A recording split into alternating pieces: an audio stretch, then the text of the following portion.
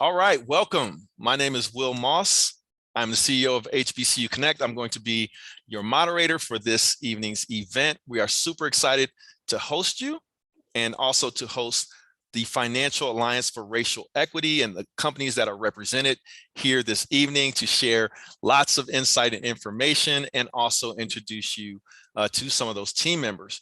So this is Beyond the Basics, navigating from senior in college to senior professional, an HBCU educational and recruiting event.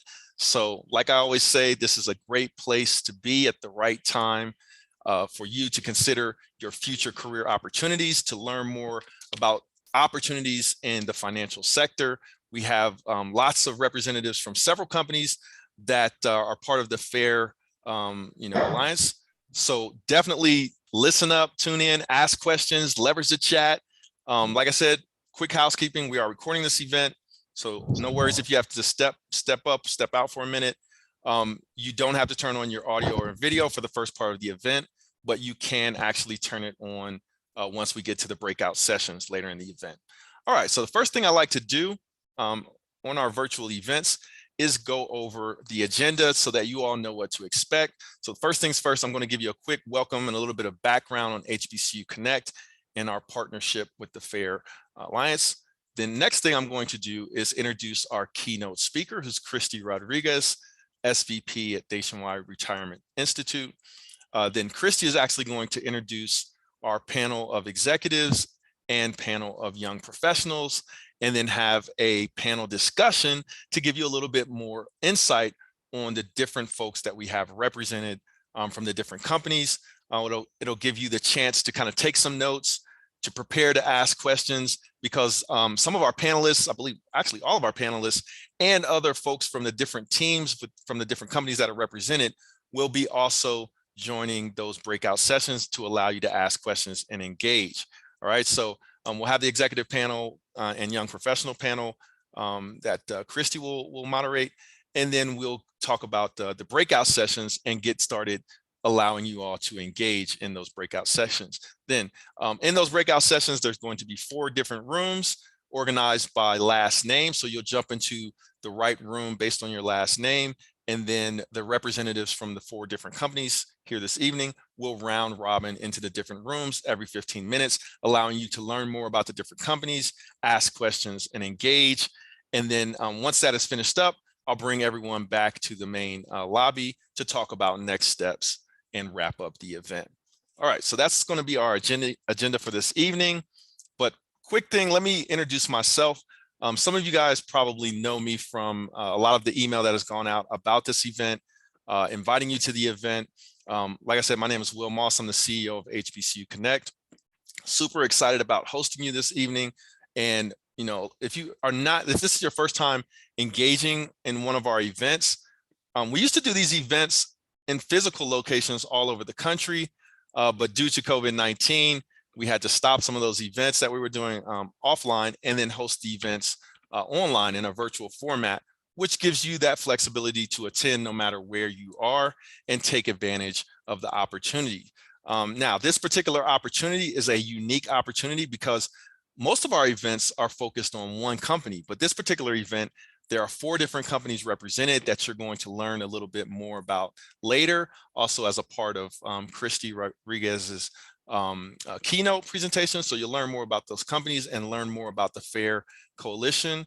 And they have recently partnered with HBCU Connect as a result of us partnering over many years with Nationwide and Nationwide Insurance and Nationwide's financial businesses. So we partnered for many years with Nationwide, and that presented the opportunity for us to partner with the FAIR Coalition. So we're super excited about it and wanted to present this opportunity to you as candidates this evening to engage, learn more, and take advantage of future opportunities.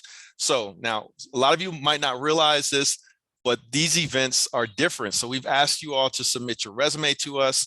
We're going to share your resumes with the partner companies in the FAIR Coalition, allow them the opportunity to reach out to some of you, but then also we're going to give you some instructions for you to reach out to the companies and take advantage of the opportunities that they have available. So this is the right place at the right time for you to engage, ask questions, and learn more. So super excited to have you all. welcome, and let's go ahead and get started with our keynote speaker. So Christy Rodriguez is a senior vice president at Nationwide Retirement Institute. So Christy, if you're ready, I'll hand it over to you.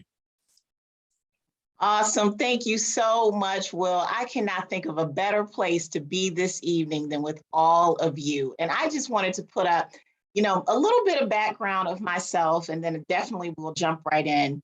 But as you can see, I actually come from the illustrious Hampton University. We've been having debates all afternoon around the real HU, but you know what? It's all love, just like it's all love with all the Divine Nine.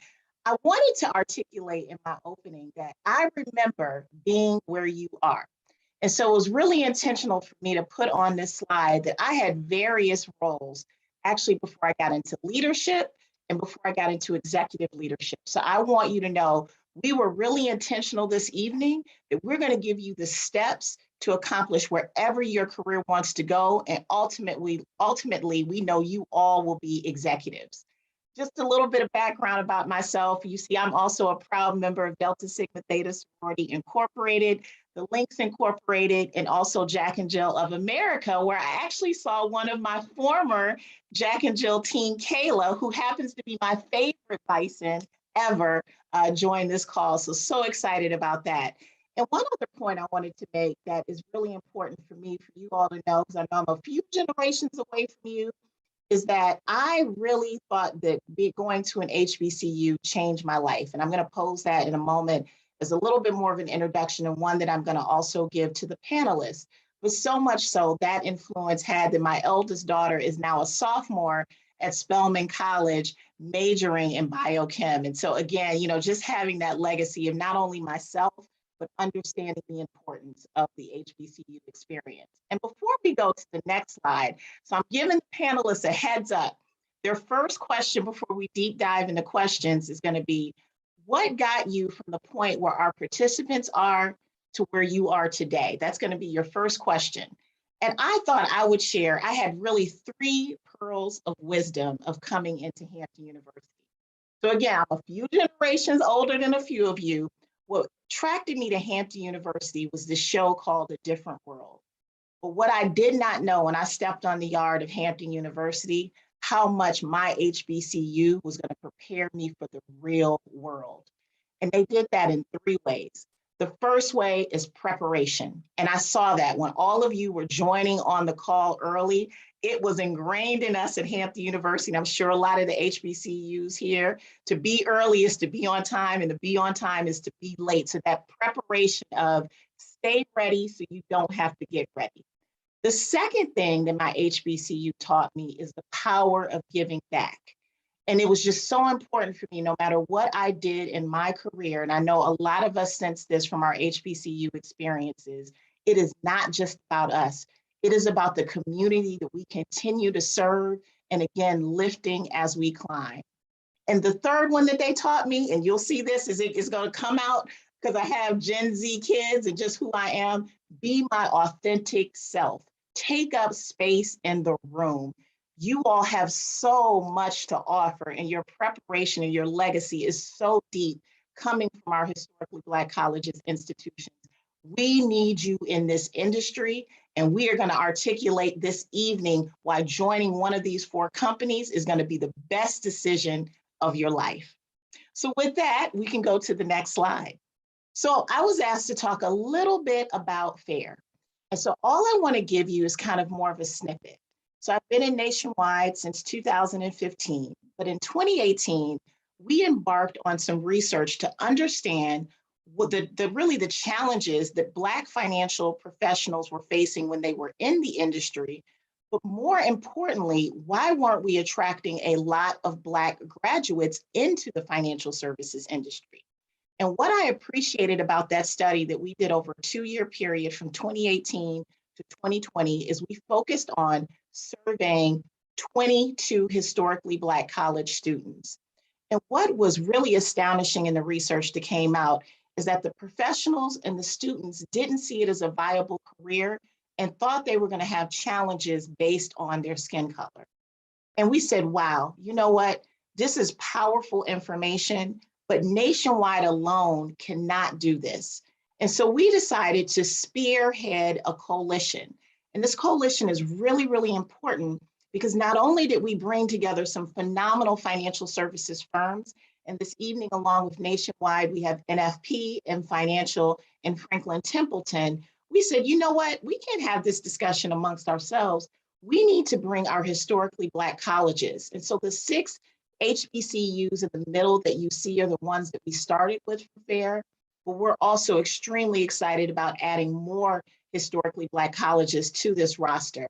And then alongside of that, bringing along our industry partners. So again, joining forces to drive change and not just having conversation about it, but really saying, what are the ways like this evening that we're going to bring more representation into our industry and have greater impact around financial inclusion in our communities. So if we could go to the next slide. So again, we all know this, when you sit in class, and I'm sure you all have heard that you can't really start a business, idea, or a thought without having a mission and a vision. And I love the fact that all of those firms and the historically Black colleges you saw on the previous page and the industry partners got together to really get crystal clear on what is going to be our vision and our mission, not just for the next year, not just for the next 2 years, but really planning far out to drive impact in our industry, to change the trajectory of how we're seeing representation and how we're really creating financial products and solutions to serve communities that have distrust, that also feel marginalized. So we really wanted to make sure that we took a concerted effort there. And we did that in 3 ways that you see on the icon of this bottom of this screen. The first is recruit, and that is what we're doing tonight. We are putting our talk and our walk exactly where it needs to be. We are here to recruit you. So when Will said they're going through resumes and they're handing them to us, we're not going to stick them in a pile. We're going to diligently go through them and find out what is the right opportunity so we can continue the dialogue with you and hopefully bring you on as an intern or full-time employee or associate in our organization. We also said that's not enough in FAIR just to bring a crop of Black professionals in. We need to ensure that we're investing and sustaining in your future. We're creating opportunities for mentorship, further development, and what we'll talk about, I'm sure, at some point this evening, which is key, sponsorship. And then working alongside of you, we want to continue to market and promote what we're doing in FAIR.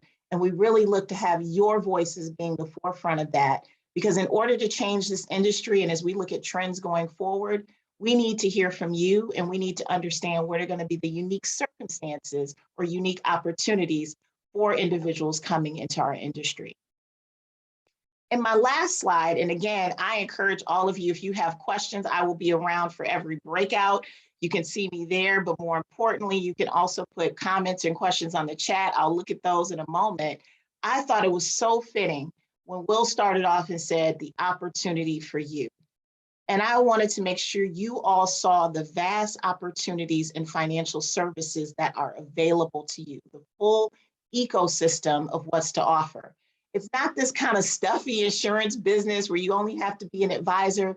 We need people that are going to be asset managers. We need people with accounting and finance backgrounds, legal backgrounds, marketing backgrounds. I come from a long history of marketing in financial services and in healthcare, data sciences, AI, wealth management, sales support.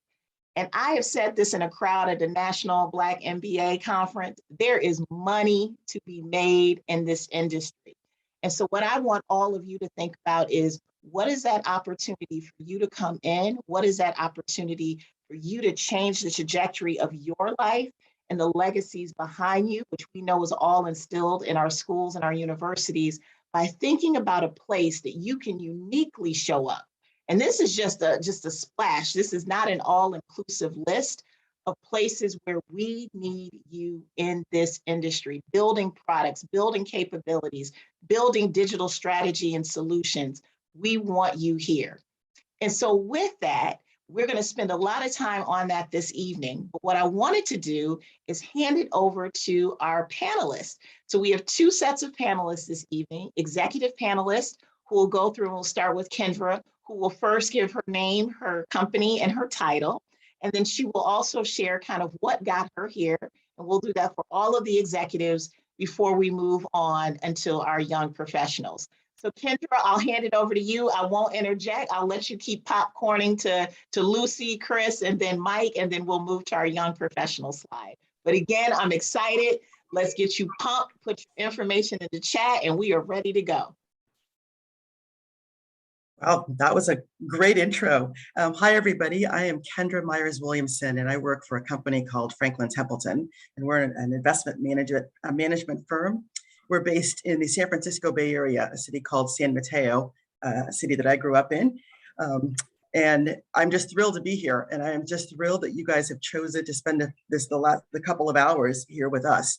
And really, I hope, and I think everybody here hopes to give you a better understanding of our industry, and again, why we need you in it, and really the good work that I think it's not well appreciated in the industry of what we do, helping people with financial literacy, helping people reach their financial goals, which is critically important for every segment of the population, but in particular for communities of color. So I love this industry. I think we do good work, but we have a lot of work to do and having more representation.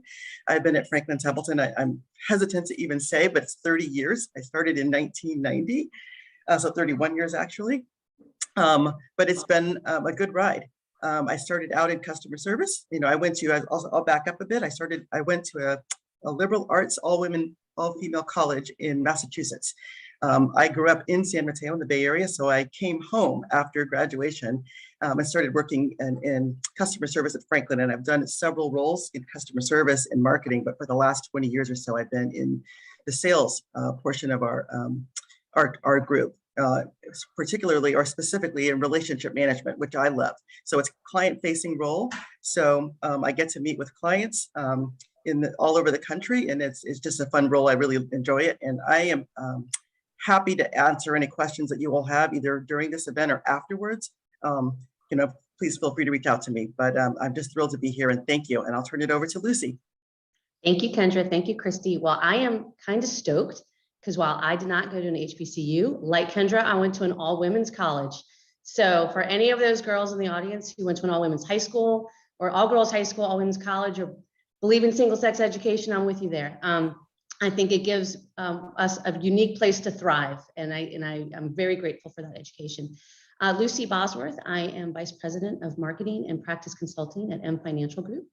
While I have a competitor on the phone, I will say we are the leading distribution for all high net worth business executives and businesses in the life insurance and financial services space. I know, don't roll your eyes at me, Mike. I saw that. But healthy competition is good. It makes us all sharp and crisp. I love my job because like Kendra, I get to work with my member firms. I get to work with our clients. I get to help our member firms find solutions. I love marketing and everything about it. I actually got my start. I studied really had impactful majors. I think I saw Kayla is a journalism major. I was a French and history major.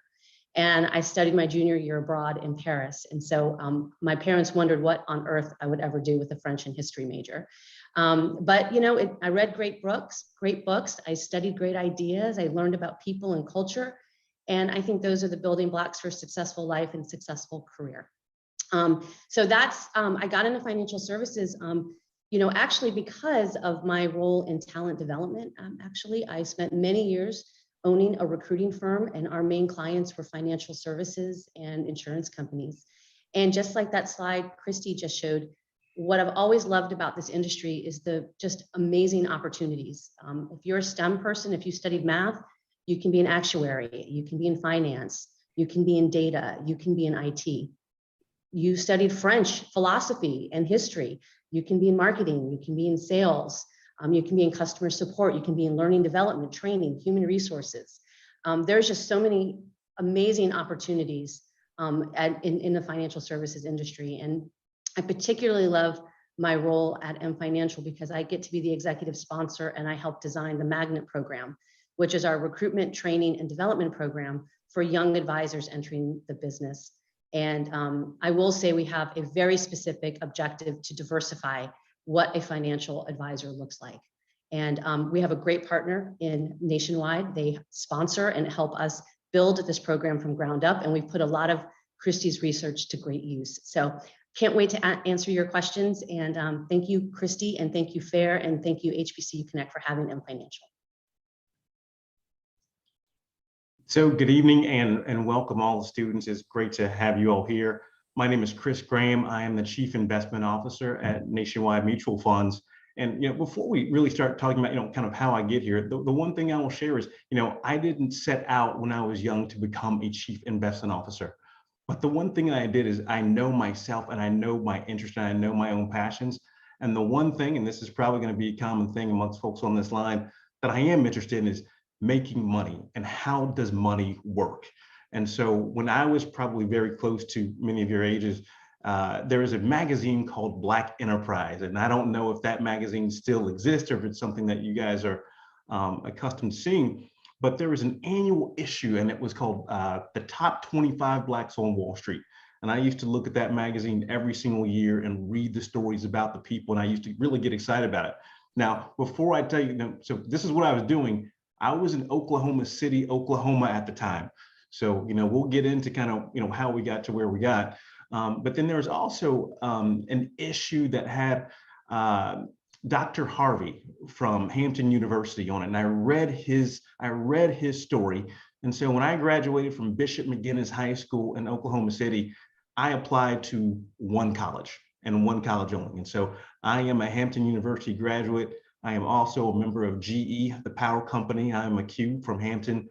And, the connections and things that you learn at HBCUs is extremely powerful. And so, that's how I started out my career. And, and then I went into investment banking. 20 years ago, that's what everybody wanted to do. They either want to be an investment banker, consultant. And so my path was probably a little bit more traditional because I knew that I liked to make money. And so I went down that path. But I did a couple of years in New York. I did a year in Ghana. I went to graduate school at Wharton at the University of Pennsylvania. And, after marriage and a few things, I came over to Nationwide. And so, as you've heard from many of the panelists already, the great thing about financial services is there's a lot of different things that you can do. So you can be in asset management, there are operational roles, there are marketing roles. It is pretty dynamic. So I have a little bit of an entrepreneurial side about myself. And that's the one thing that you can also do with financial services. There is always room for innovation and creativity. And at Nationwide, I've been able to do that. So, I can't wait for the questions. This is a fantastic opportunity for not only for you all, but for us as well, because, we love to sow into the next generation. And I will turn it over to Mike James so that you all can hear from him. Thanks, Chris. Oh man, going last, you're always chomping at the bit to get at it. Let me just say thank you to you, Chris, Lucy, Kendra, Christy, just everybody involved. I'm gonna talk a lot tonight, so I'm just gonna warn you right now. I'm gonna get my time in too. But I'm Mike James. I'm a graduate of American International College, which is a small school outside of Boston in the western part of the state of Mass. I'm not a part of an HBCU, but I know a lot of them and a lot of alumni, and I couldn't be prouder to be a part of this alliance, this coalition, and a part of the HBCU Connect event. I'm married to Jesse James. I got 3 children. All have gone on to higher education. There's a common thread with all 3 of my kids, though, that links back to me. Back in 1991, I was brought into this profession through a diversity internship program. And so a lot of what we're doing with you tonight is a very deliberate strategy to introduce you to insurance and financial services. That happened to me decades ago. And I think that model still holds true. And we're going to prove it by what we're going to do with you here tonight. Let me also say that the words that are going to come from all of us, hopefully will reshape your thinking about entering our profession. We're all giving our time up tonight because we believe that you're worth it. And it's that simple. I also want you to know that there's a historical significance, a generational significance about what's going on. No one can mistake what happened in 2020 and what sights we all saw and what awareness came to all of us about being Black in America, being a person of color, and handling yourself in this generation. I think this program exemplifies the kind of passion and resources that are being put to work to not only talk about doing something, but actually doing it. And so tonight, I got a lot to say. I'm going to answer every question that you want to give me. I'm going to tell you a little bit about my company, and then I'm going to pass it to Christy. NFP is a global insurance brokerage and consulting business. Our largest footprint is in North America. We're also in Europe and Ireland and in the Caribbean. We have 7,000 employees worldwide. We're privately held, and we're divided into 3 global business segments. And I run one of them, which is dedicated to insurance businesses and wealth management. And again, I couldn't be prouder to be with you all tonight, and I can't wait to get at the questions. Christy? Thank you, Mike, Kendra, Lucy, and Chris. And Mike, I promise we won't play the Wrap It Up box music when you're talking. We're going to let you get it all out tonight. I got more to give. I know you do. I know you do. And we are excited to hear from you. So we'll start with Alicia for our young professional panel. If you'd like to start off, give a little bit about yourself, what got you here, and then you can pass it to Jason, Aaron, and then we'll conclude with Travis, and I'll start with the first question. Sounds good. Thanks so much, Christy, and thank you all for joining us tonight. I'll share a little bit about my background, where I'm from. I'm originally from Gainesville, Florida. I'm a native Floridian. And I did my high school years there. I grew up there, was very close to the University of Florida, but there truly is only so much orange and blue you can take in your life. So I made my way down to St. Petersburg and began doing school at the University of South Florida in St. Petersburg. And while I did not attend an HBCU personally, my grandfather, who was born, I'm telling his age, so I hope he doesn't mind, in the 40s, was a part of the band at FAMU. His son completed his MD at FAMU in pharmacy in the pharmaceutical department, and his daughter, so my cousin, is also now at FAMU. So the legacy is still very strong in our family. I tell the story often that I joined Franklin Templeton completely by accident. I was a marketing major in school and a minor in international business. I knew that I always had a passion for a sales career, but I didn't know exactly what I wanted to sell. I knew that whatever I wanted to get behind, that it had to have some kind of passion. I wanted to believe in the purpose of it. So coming out of school, I imagined myself working at Kate Spade in New York, doing kind of advertising campaigns for their distribution. And 2 months after I graduated from USF St. Pete, I was hired by Franklin Templeton. I didn't even know that I applied there. It was through kind of like the application portal that USF has. You can kind of just send mass applications out to companies in the area. And I picked the Tampa Bay area for school because I knew that I wanted to land a job in the corporate landscape, straight out of school. And so while I was in school, I took a part-time teller position at Bank of America. Just did not see my life being, this whole thing was strategic, but I did not see my life being like the staircases being set up for me to land the role at Franklin Templeton, which required me to kind of do check processing in our customer operations department, where I worked in our transfer agency for a year. And then a year after that, I moved over into our sales desk and I got Series 7 license. And that's where I really began to learn and understand about mutual funds and ETFs. A year before then, I had no idea what a mutual fund was. And I experienced being the only Black woman on the floor and being the only Black woman on my team. So there was a tremendous effort there, but I loved the role that I was doing. And then a year went by in that role, and I started in our Futures Associate program, which is a program for recent graduates who are interested in kind of finding their footing in the industry. And so I was in that program for about a year and a half or so, and I landed in my current role as a digital strategy and fintech analyst in our digital strategy and wealth management group. That is definitely a tongue twister, but hopefully I got that all out. And basically in my role, I am a fintech analyst covering distribution for our Americas region. So fintech companies that focus on digital distribution for investment solutions that are either in Canada, the States, or in Latin America. So that's just at a very high level, kind of how I got here in my journey. And yeah, I'm super happy to be here, and I'll pass it to Jason. Thanks, Alicia. And thank you all for being here, and thank you for letting me be part of this amazing panel. So I first learned about the financial services industry from a high school economics course. We did a 2-week lesson on financial intermediaries and the financial system, and I was completely hooked.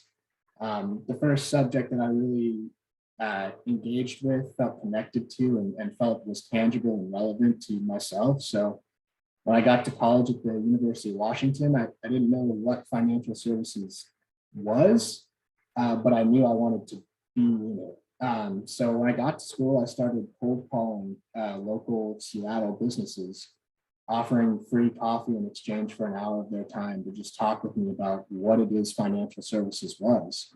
A lot of calls went unanswered, a lot of a lot of rejection there, but ended up getting a number of informational interviews and job shadowing opportunities and just conversations that helped, as a number of people have said, the financial service industry is so large, and having those conversations help kind of narrow it down into, the areas of interest for myself.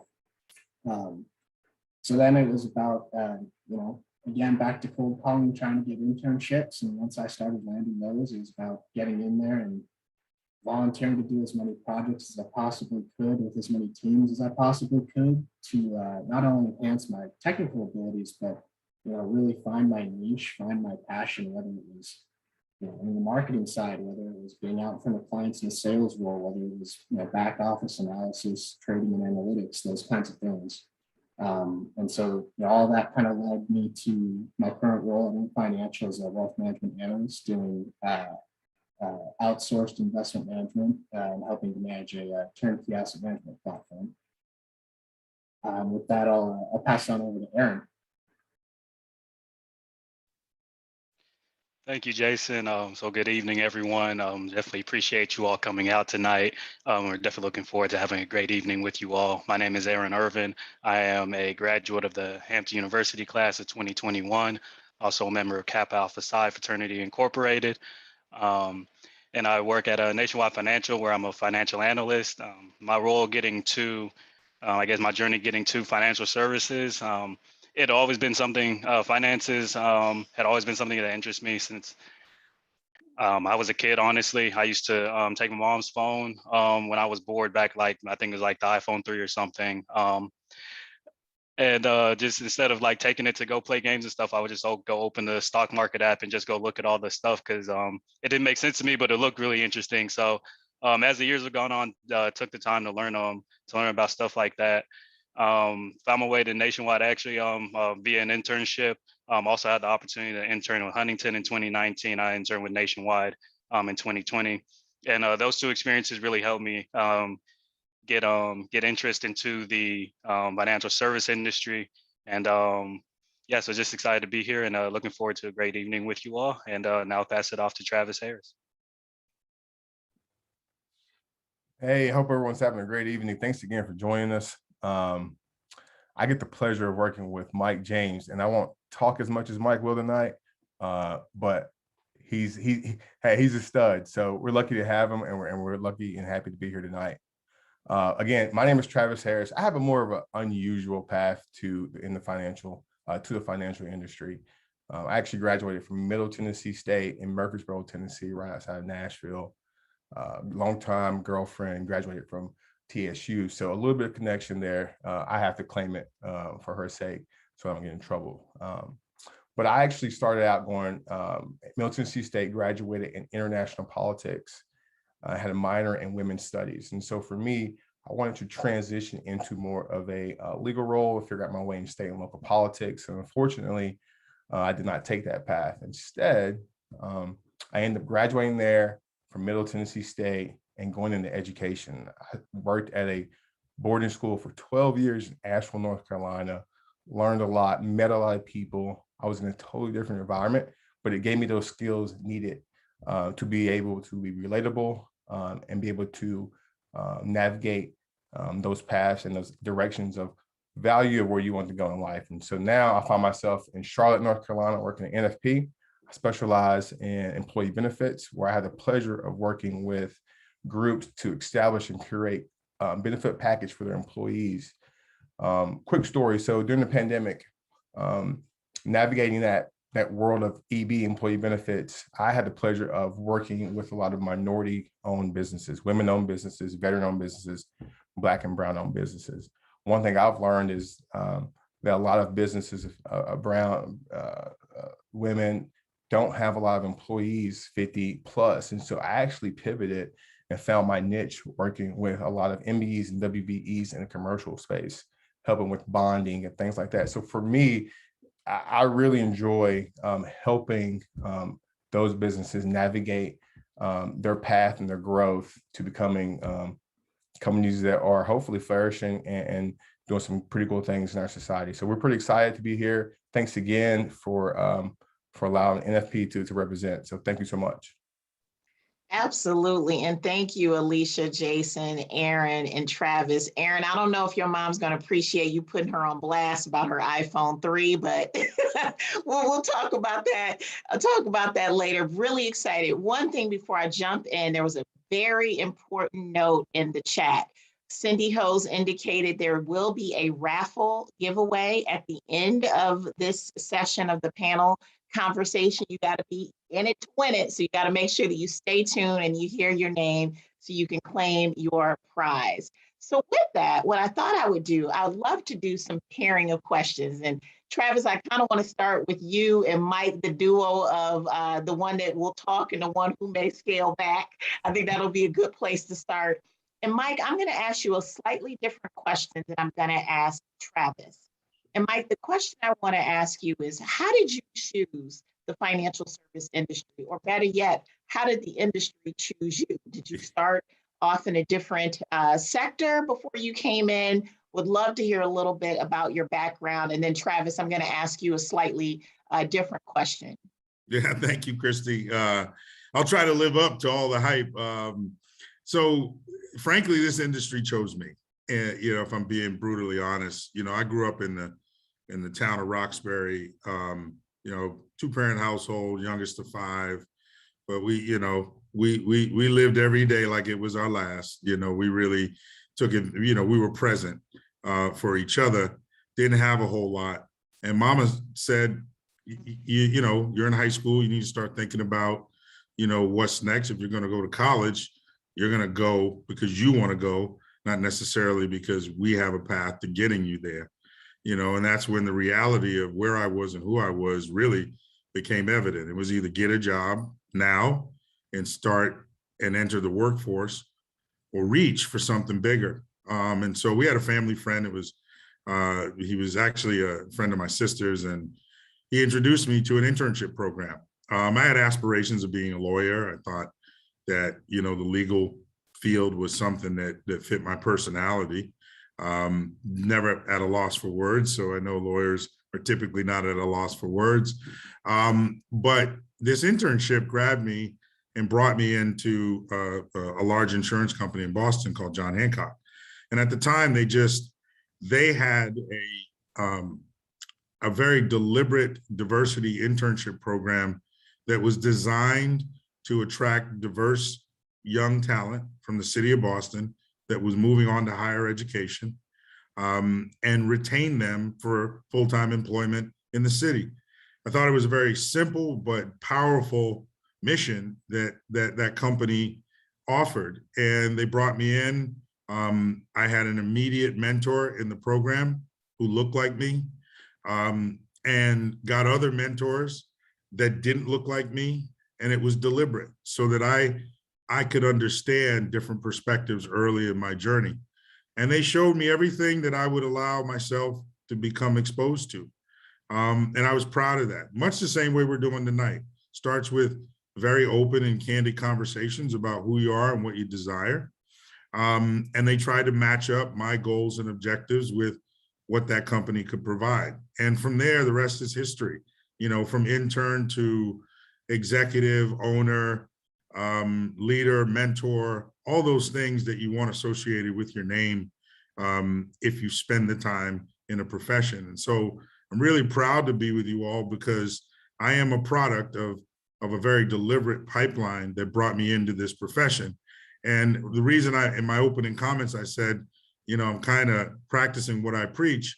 My 3 children all entered internships at their respective colleges and universities.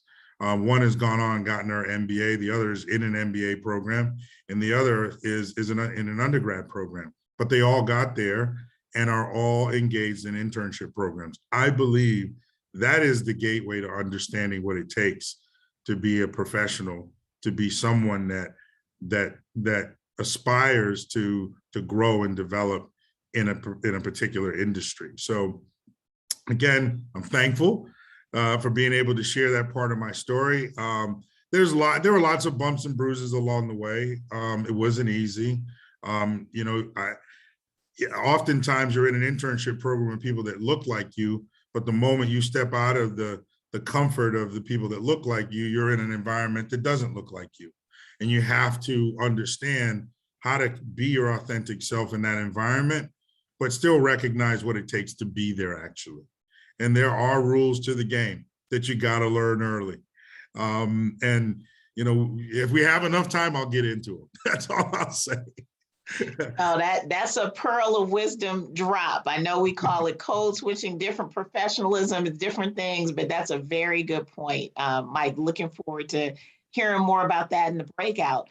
And so I just want the executives to know, I'm going to ask you a very similar question. I'll do it again in pairs, but I wanted to make sure that we stayed with NFP and go to Travis. So Travis, one of the things I appreciate that, all of you and the young professionals did is you kind of gave a background of how you got to where you are. My question is a little bit unique for you. I would love for you to share with the audience, how are you finding your footing in your current role and finding your place within financial services?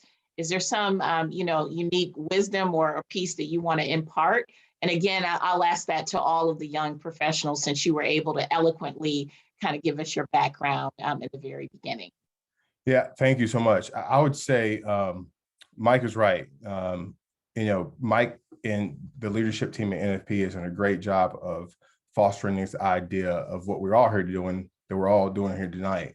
But NFP has done a great job with seeking out people of color, women, to make sure that we fit the image that we want to reflect into our communities. And so practice what you preach, I'm kind of part of that. So for me, I started out in education as an administrator.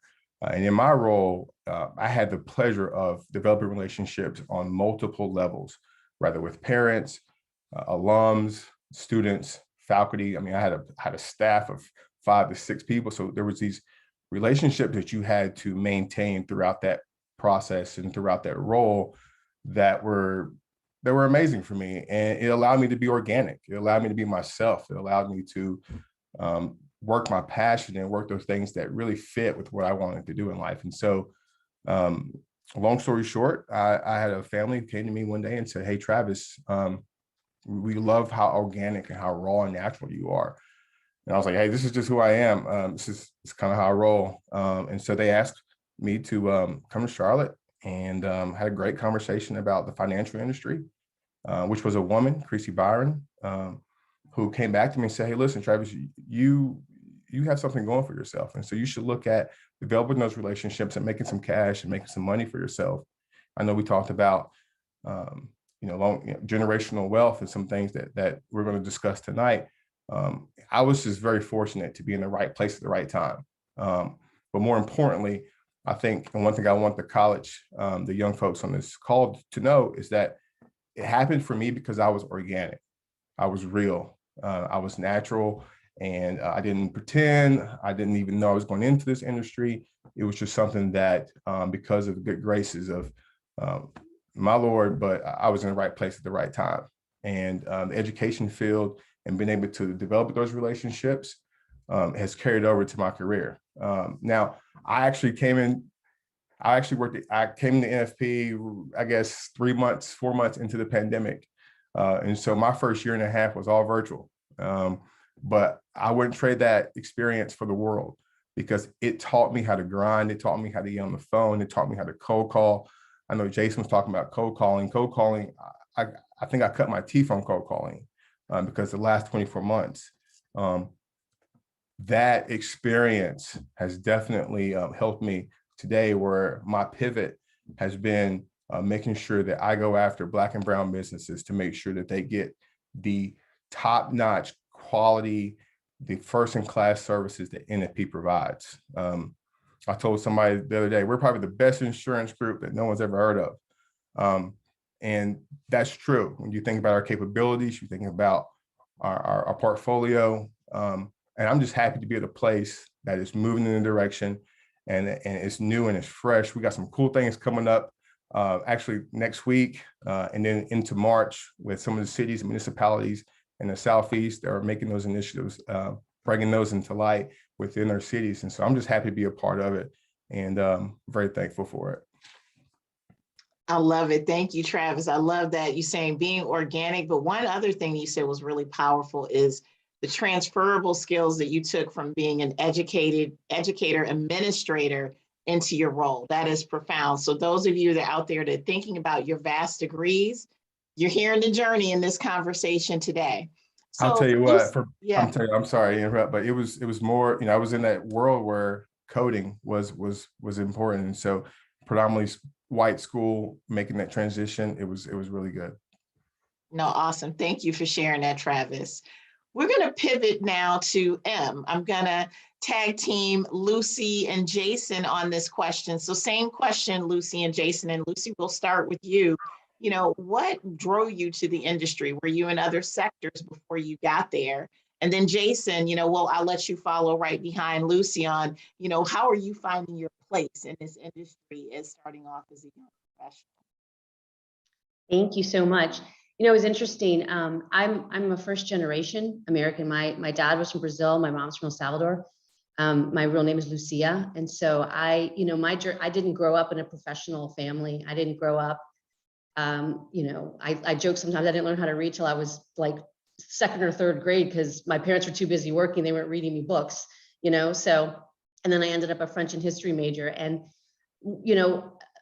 unlike Mike, who was chosen, I just sort of stumbled into the career a little bit, right? And, from my educational background as well. And I started as an entrepreneur. I got recruited into a kind of an early stage recruiting firm, and I ended up an owner in the firm. And we sold it I sold when I was 30. So I grew the company from like nothing to right under 10 million. And I sold it when I was 30. And then I went to work for the acquiring company for several years. They were a woman-owned, privately held $200 million firm. And our biggest clients were Wachovia, Capital One Bank. They acquired my firm because, like I said, most of my clients were banks. So in fact, Capital One Bank bought the biggest bank at the time in New Orleans, and that's how they actually became a bank. They bought Hibernia Bank. So I spent my whole life sort of servicing the financial services industry.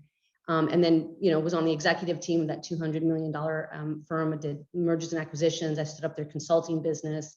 And by the time I left, I ran the whole Wachovia Wells Fargo account, which is about a $60 million account. And then I started servicing Chevron because I was always in the Bay Area, right? So I was always going back and forth between Market Street and where Chevron was. And then, at one point I was like, I think I want to make a career change. I want to get out of recruiting and I want to get out of this business. And Chevron said, we're going to introduce you to Accenture and we want you to work for Accenture, but we want you to do oil and gas. And then I made a huge career pivot for 6 years in oil and gas, which was great, but it was multinational, big corporation experience. And then a few of you know, I think Mike and Christy know, Wes Thompson actually recruited me to M because part of what I was doing for Accenture is building huge talent programs and transformational talent programs for big oil and gas companies. And he wanted to stand up the magnet program. And he said, you're a woman, you're a woman of color, you're Latina. I want the magnet program. I want M Financial to really focus on diversity hiring. Would you please come build this program with me for me? And I was like, I love designing and building things. So that's what I'm going to do. That's what I did for my consulting career. And so that's how I ended up at M, and specifically instead of servicing financial services in financial services. And I've really just loved the entire journey. And I think what I would like to share is just simply, when you have an opportunity, just take it, just take it. I mean, when I started at that, I took that first job in the recruiting firm because they offered me free parking. I was like, that is worth money. My salary was 18,000. So like when you put the free parking in there, it's like, that's like doubled my salary in New Orleans. So I took that job because of free parking, and then I ended up an owner. And then when I looked around, you know, I had such great client relationships at Chevron. They were like, you know, and I was like, I've never really done consulting. I've sort of done consulting, but not really. And I ended up, you know, doing really well there. And then when Wes said, I think you could do this. And I was like, well, I know I can do it, but I want to do it. So it's like when you have a good feeling about a company, or you have a good feeling about who you're talking to across the table or the people around you, don't feel like you have to stay where you are because it's always what you've done. Just take the opportunity. And if you have a good education, like from an HBCU, you are going to be well prepared for challenges, and you're going to be well prepared for tough conversations, and you're going to be well prepared for those uncomfortable conversations. As a woman, it's hard sometimes. It's just hard. And I don't ever think it actually gets easy. Even when you're in the C-suite, which I am, it's still hard. But you'll be well prepared for it, and ask for help and, you know, mentorship, which is what we Nationwide did a lot of work with M Financial on the mentorship portion of the magnet program. And full stop, you find one or two people that can be your mentor, they'll change your life.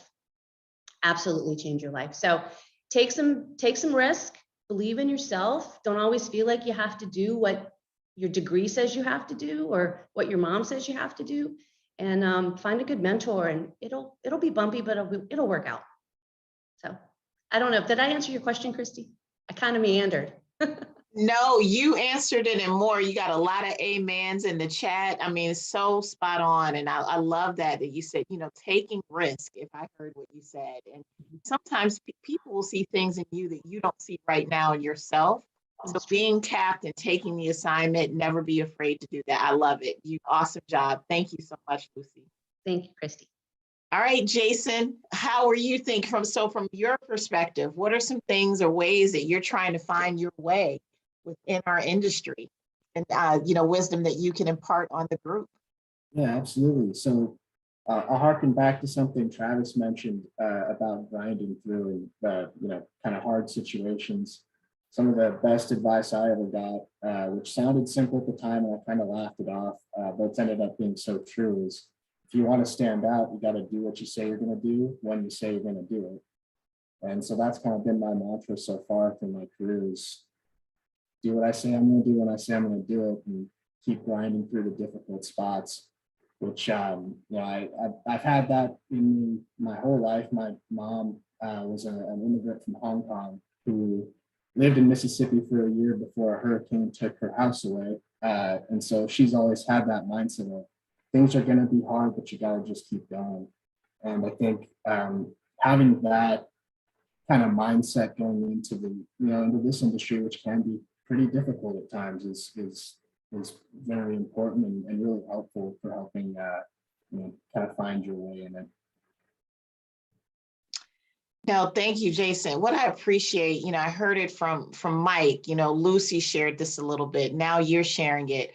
Really, you know, where you start is not where you're ultimately going to end up. And I just love the fact, and thank you, the three of you, for your transparency and sharing that, because that is so profoundly important, because we all come from different walks and areas of life. So thank you.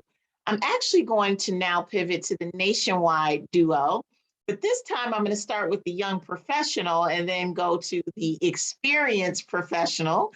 So Aaron, we'll start with you. You know, share with us how you're navigating your way through financial services. What are some wisdom that you would impart? You actually called out that you actually worked for two fair companies as an intern, first Huntington and then Nationwide, before you assumed the role. Is there anything you want to share with the audience before we move over to Chris?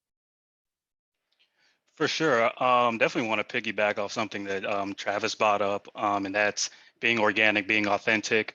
It is very much okay if you come into this industry and when you're first starting out, if you do not know a lot. I haven't been even here a year yet, so I'm still asking questions about some of the basic things on my job today, trying to make sure I have all those things figured out. but you're going to find out that people are willing to help you. They want to help you. As a matter of fact, it is in their vested interest to help you. So have no fear with asking questions. To continue to do things like this. I'm learning things tonight. I'm one of the panelists. I'm learning things tonight. Never get into a space or a place where you feel like that you can't pick up more knowledge. So I mean, that's been the biggest thing for me as I've been navigating through my first year at Nationwide.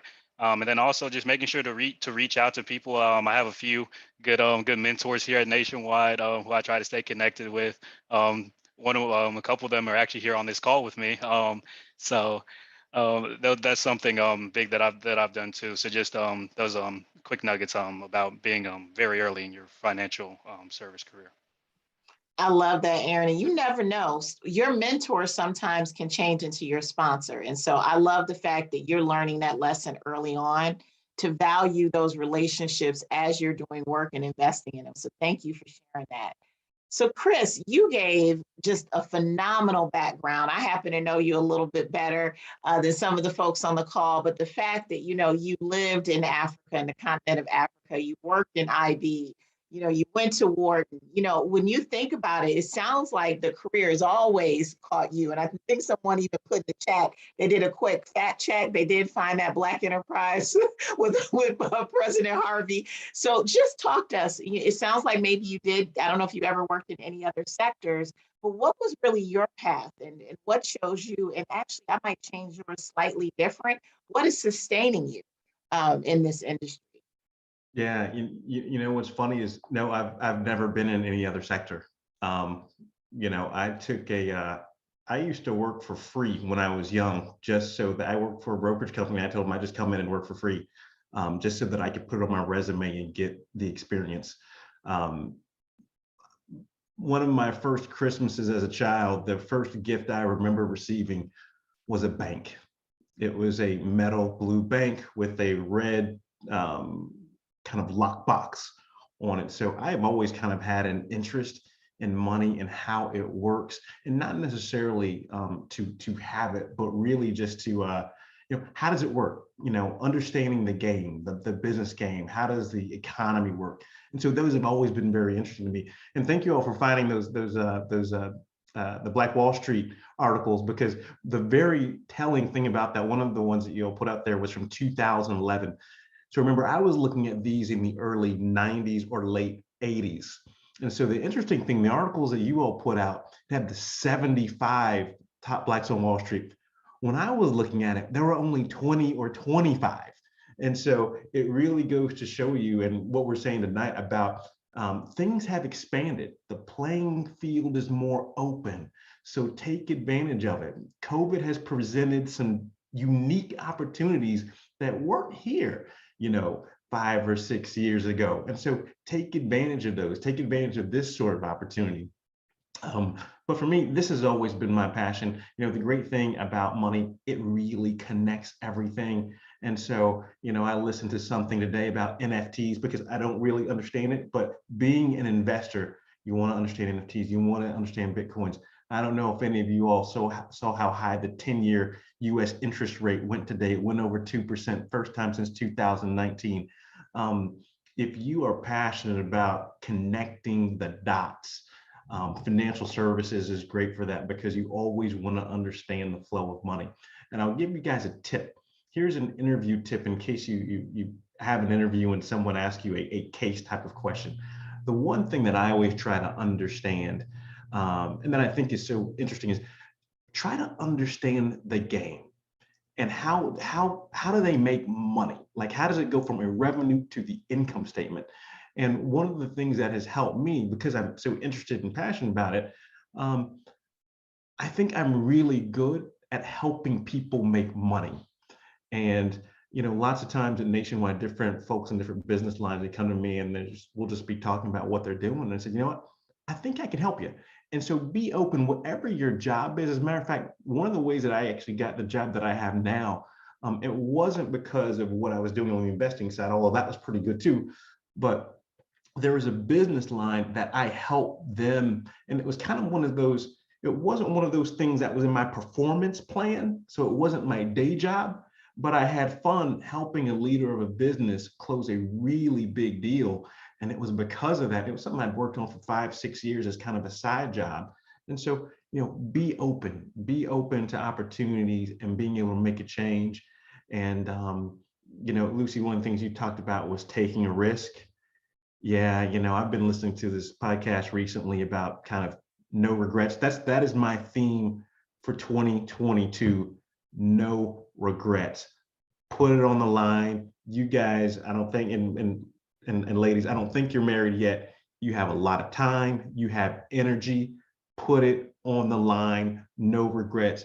Take some action. And at this point in your lives, anything you do is great, because you can decide to keep doing it, or you can decide to do something else. And that's a big advantage that you have right now. So Christy, I will leave it at there. Hopefully I answered the question well. And you did. I think we're getting hashtag quotes from your 2022 no regrets. And I'll ask the panelists to do this as we wrap, because we may only have time for this last question, but if we can squeak 30 seconds out, I have one more after we go to Kendra and Alicia. But put in your podcast, put in books for this panelist. I think that is all a great way to learn. So Kendra and Alicia, we'll wrap with both of you. So Kendra, starting with you, how did you find this industry, or how did the industry find you? And then Alicia, I'll quickly pivot. I'll just let you two transition and pivot over to what are some kind of ways that you're finding your space in your new role. I love the fact that you brought up fintech in your introduction. If we have to wrap at 7:10. So we can do this in the next 4 minutes. I do have one 30-second question I would love for all of you to answer with one statement. So Kendra, I'll hand it over to you. Thank you. Well, I I was a little bit of both, fell into it and I was pursuing it. I'd always had an interest in banking and finance, but at age 21, I really didn't know what that really meant, right? I graduated from a liberal arts college in Western Massachusetts. All of my networking opportunities were all on the East Coast, of course. I had no resources or networking in the Bay Area, so I came home and I didn't really have a path. So Franklin Templeton was the largest company. I think at that time it was the largest employer in San Mateo. So I got a job there. I knew they were in finance, but I didn't know, truthfully, I didn't know exactly what they did. Right? So I got a job. I was in customer service, and I liked talking to clients, the investors, the end investors, about their accounts and learning about what a mutual fund is and how it works, and I did just learning a little bit about the business.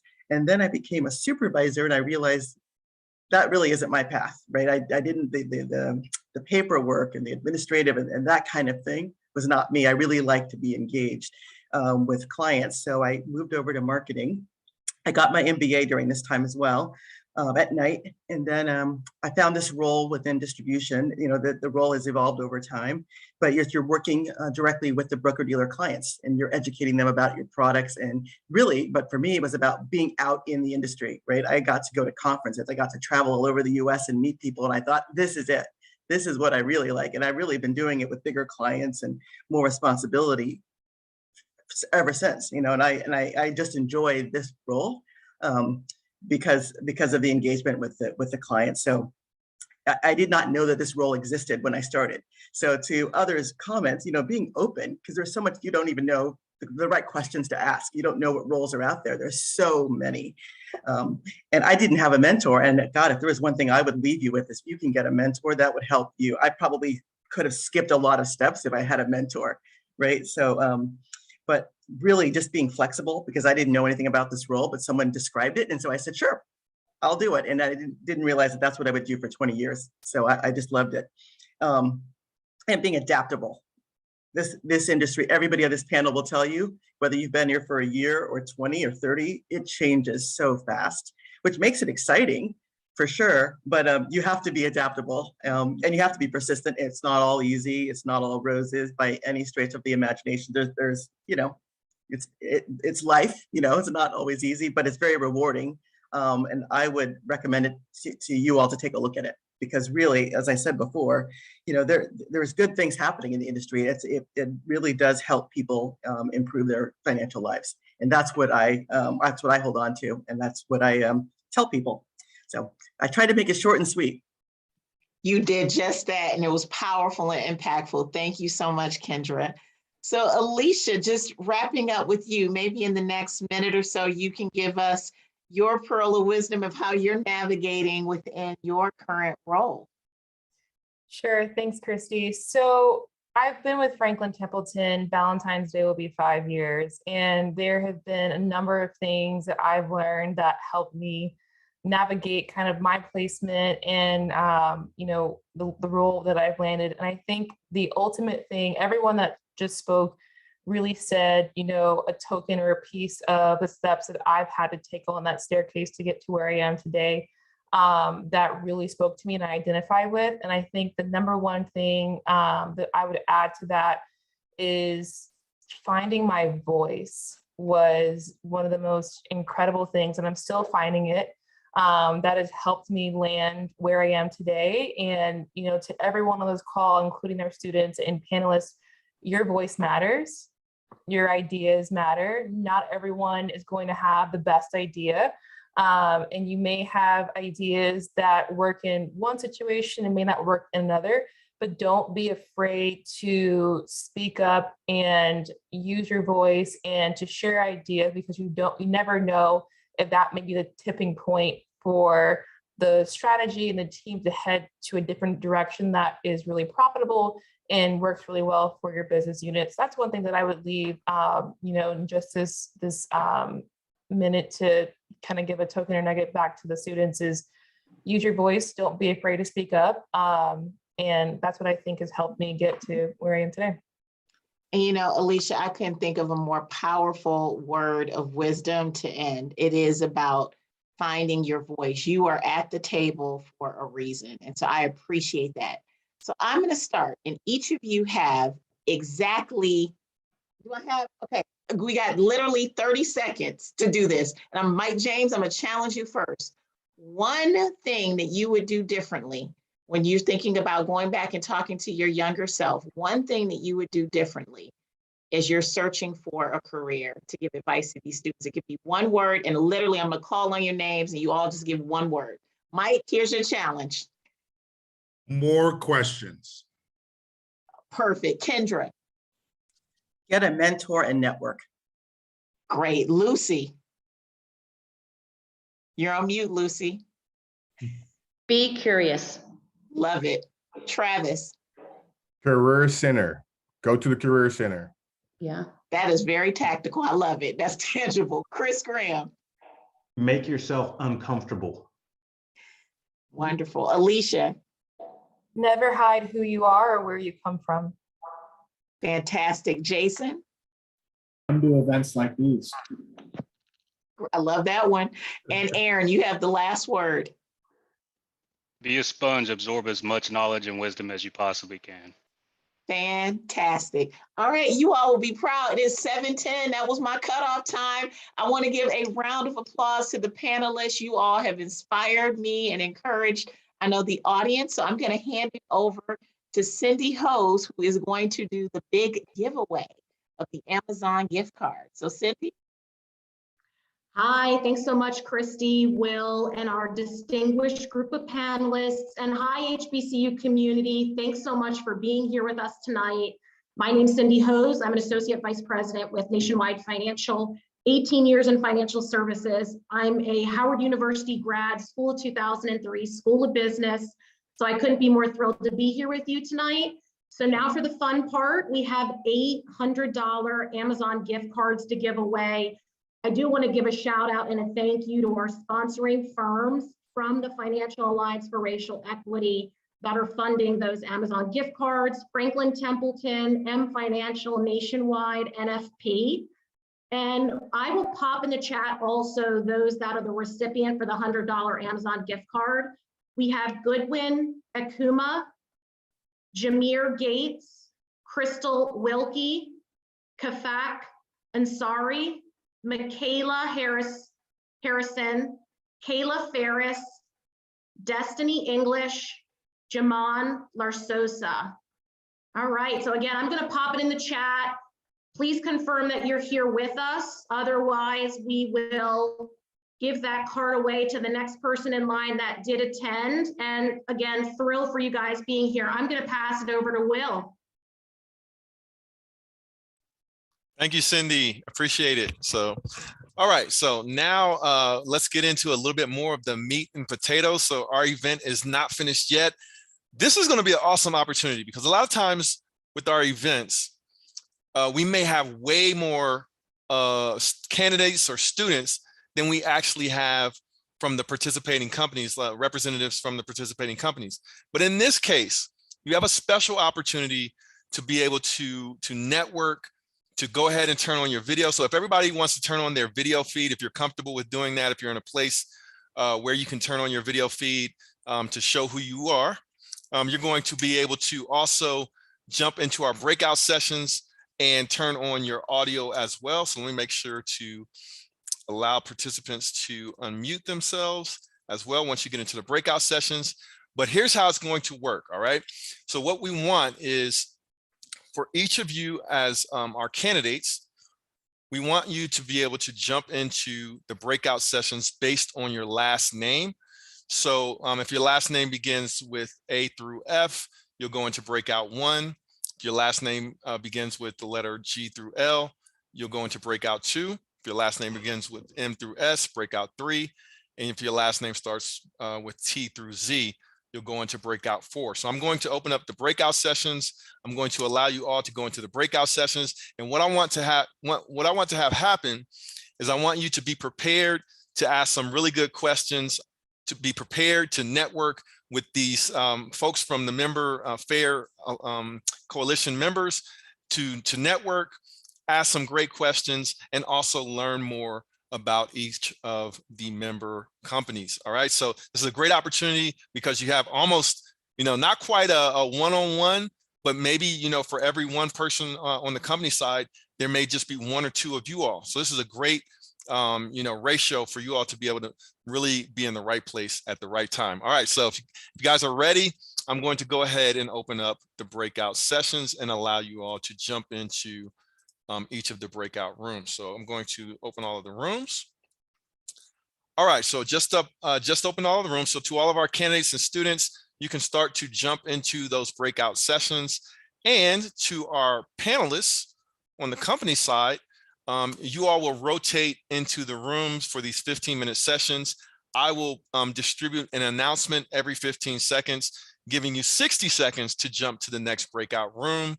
I will also share in that announcement which room you are to go to. But to start out in the first 15-minute session, Nationwide will go to breakout room 1.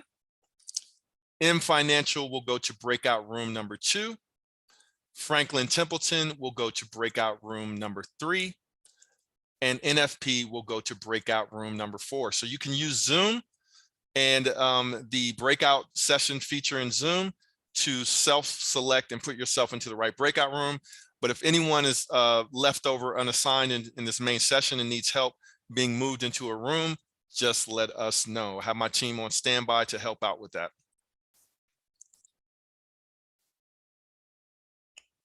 So if you need help, feel free to jump off of mute or drop a comment in the chat. Gabrielle Soft, I see that you need help. What's your last name, Gabrielle?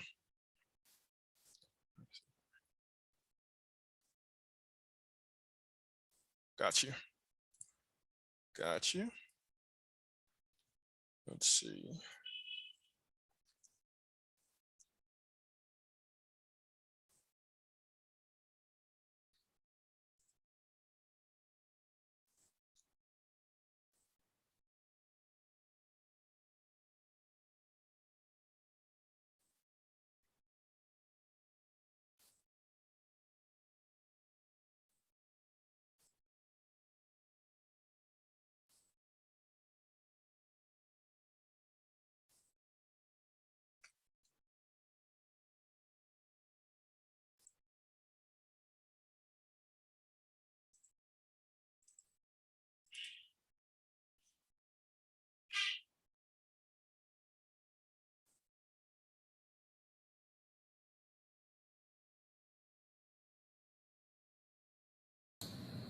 there anything in particular you wanted us to do?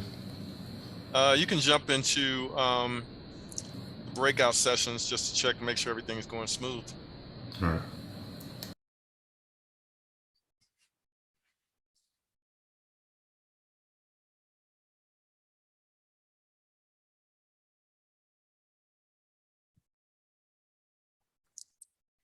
So when we, Will, are you still in here?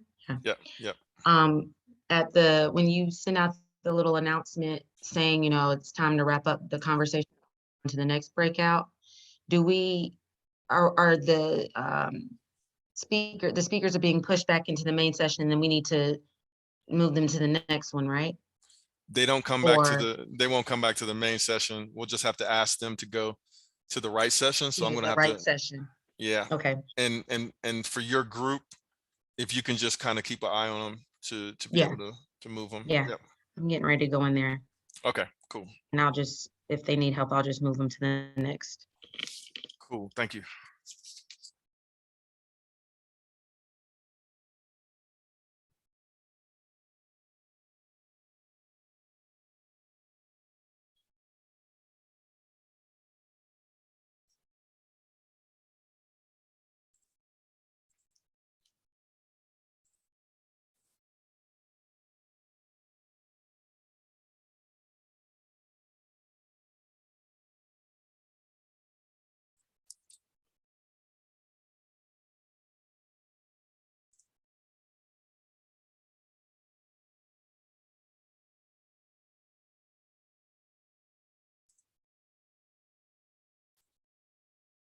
Shauna Patrick, were you able to move okay, Shauna? I think so.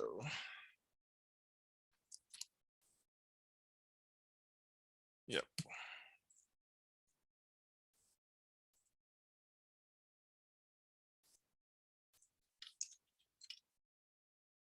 If anyone's here in the main lobby that needs help, just let me know.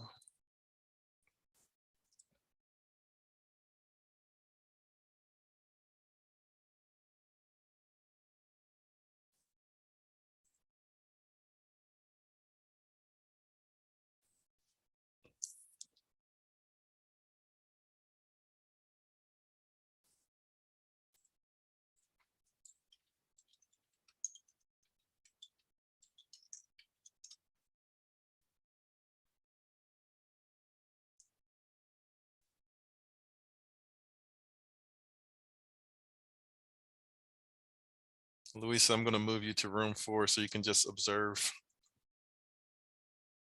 Cool. Okay. You can come back here if they need help or anything. But wait, why? How I come back? Click on breakout rooms. Okay. You see, did the window come up? Nope. When you click on breakout rooms, what happened?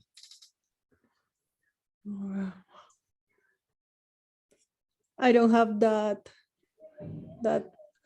word, like breakout rooms. I don't have that things. Is yours in Spanish? No, it's in English. It's there. It's on the options for Zoom. It's called breakout rooms. Okay, breakout rooms. Okay. Okay, I see it. Room 1, room 2, Yeah. room 3. Okay. So go to room 4. Okay, and when I want to go back, how I do that? You bring up breakout rooms again, and then you can go to the main, or it'll give you an option to come back to the main. Okay, I'm going to the room 4. Okay. Okay. Bye. Ciao.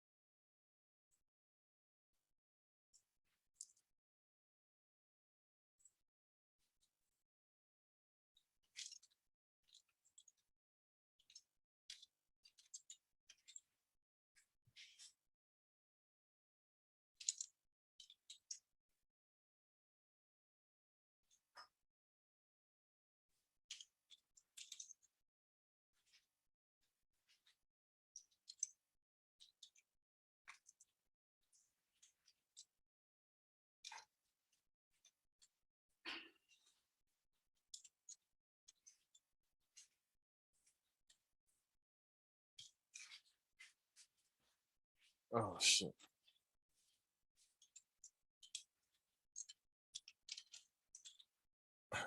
Shit.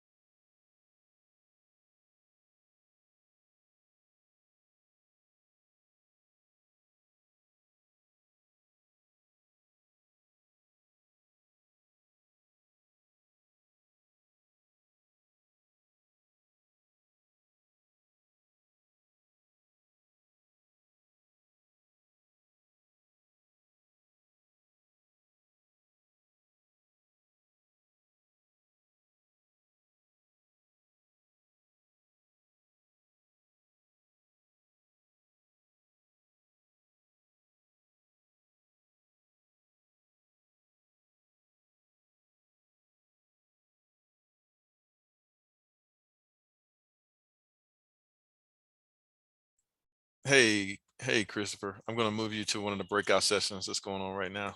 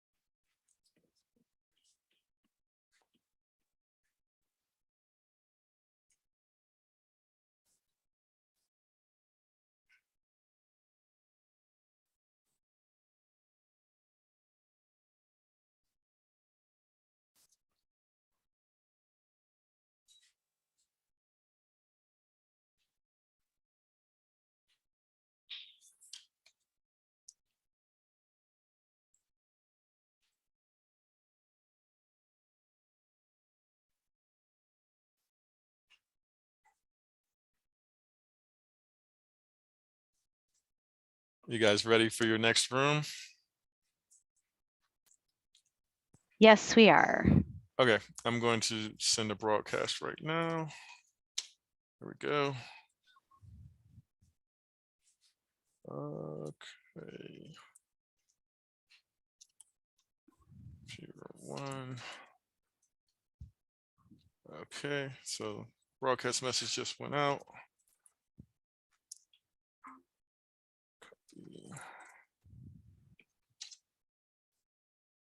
Okay, so Melina, you're with Franklin Templeton, room 4. So if you want, I can move Move you. us there. Yes, please. Thank you. Okay, so let's see, Melina.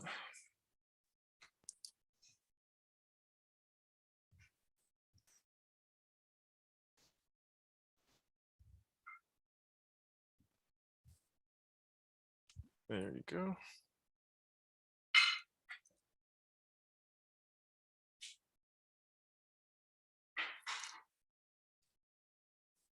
If anyone needs help, just let me know. Yeah, Will, can you put me in NFP breakout room 1? Sure, Travis. Okay, so Sorry about that. no problem. Let me see here. Travis goes in room 1. Yes. Gotcha. Thanks. Yep. And financial.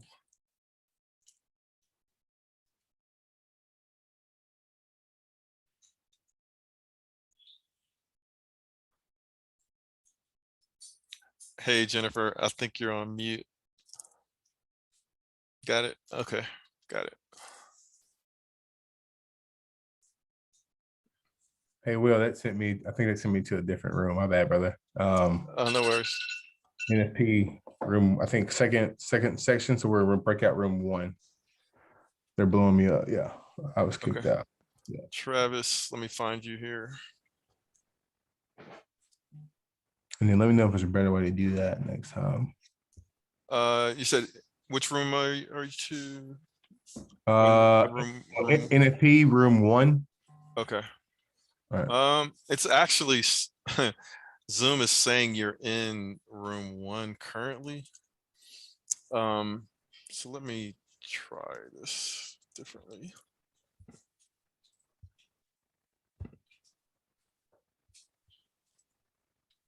Do you see the options for the breakouts within So Zoom? down at the bottom, it says breakout rooms, and I hit it. Mm-hmm. And it says go to room 1. And I click on room 1, but it won't let me in. My name's not even up there for room 1. Yeah, it's saying on my end that you're already in room 1. So let me maybe I don't know how much trouble it would be, but maybe if you could reconnect. Yeah, let me try leaving and then coming back to the yeah, thing. that'll usually fix it. All right, 1 second. Okay. Hey, Will, I'm trying to jump into room 2 and having an issue doing so. Okay. Will, I'm having the same issue. I can't get into room 2 either with Michael. Oh, wait a minute. I see. Let me see if I can. See, if I can find you here. Oh, there Oh, we I just got to. I think I'm being invited to join the wrong room. Why? But none of came back yet. Why? It pushed us. It's out to room 2. Oh, it keeps us back from room 2 to here, the main one. So I'm confused. Jameer, actually students don't have to move. Don't have to change rooms. Hey, Roger, I think everybody got kicked out Yeah, we did. of their rooms. We moved to the next breakout, and then that second breakout kicked us back here. Yeah, I think somebody clicked on the close breakout room buttons somehow. It's still open. Okay, everybody that was in my group got kicked out. Let me see here. Yeah, same here with NFP. We were in breakout 1. Okay, if you could just use the breakout session button to rejoin the room. All right. Yeah, they should still be open.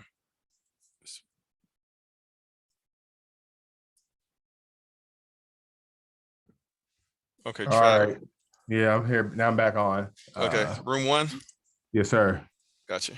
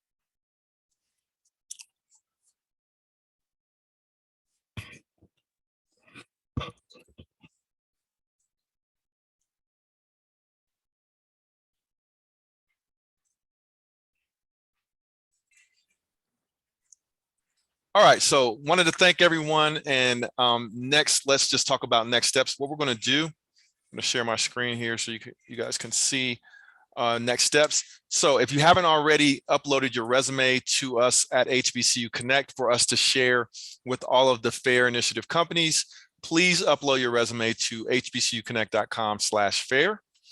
And then look out for a post-event email with links to job opportunities from the FAIR companies. Also, we are going to share your resumes with the FAIR companies as well, so that they can go through your resumes, invite folks in for internship opportunities, or maybe to talk about full-time opportunities as well. So we'll share the links to the company job openings, but make sure you send your resume over to us. So I want to thank everyone for coming, because if you guys did not attend these events would not be possible. So thank you. And to all of the FAIR companies, we want to thank you as well for taking the time out to volunteer your insight, your experiences to share with our candidates. And last but not least, I'm going to pass it back over to my Hampton sister, Christy, if you would like to take us out with any final words of encouragement or advice for our candidates. Absolutely. But first I have a PSA, Will. The first is I got questions about the gift card. So everyone who is a registered attendee will receive a Grubhub gift card. It's my understanding that will go out electronically in the next week. So stay tuned to that. And those of you who won the Amazon gift card, that too will be distributed in a digital format within the next week. If you have any issues, please contact Lou Yarbrough. No, I'm just kidding. I always like to throw Lou under the bus. You can reach out to me or Cindy Hose at Nationwide, and we will ensure that you get that. My words of wisdom to close, and I heard this quote the other day, and I just thought it was so fitting from the panel discussion, is time flies, but you are the pilot. You all earnestly take those words of wisdom that you heard today. This is a journey, it's not a sprint. We are here to support you.